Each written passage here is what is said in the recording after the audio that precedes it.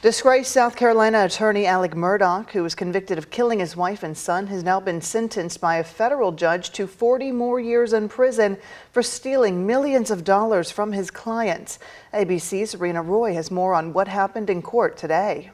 In federal court Monday, a judge sentencing disgraced South Carolina attorney Alex Murdaugh to 40 years in prison for financial fraud. The sentence today was about obtaining justice for the financial victims of Alex Murdaugh. These victims are not just names listed in a court filing.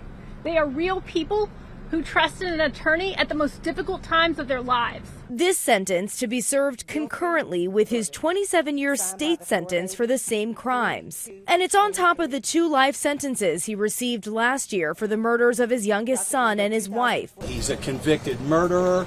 He is now convicted of bank fraud, of money laundering, and now tax evasion. The judge saying Murdaugh deceived more than 24 clients at his law firm over the course of 15 years, in total stealing nearly $11 million from them.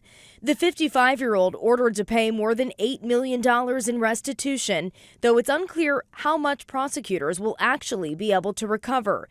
In an emotional address to the court, Murdaugh saying, "I'm filled with sorrow, I am filled with remorse, I am filled with guilt." Murdaugh has admitted to his financial crimes, saying he was in the throes of an opioid addiction. Originally, Murdaugh was facing 17 to 21 years under federal sentencing guidelines, but prosecutors asked the judge for a longer sentence after investigators say they uncovered more victims and a larger sum of stolen money.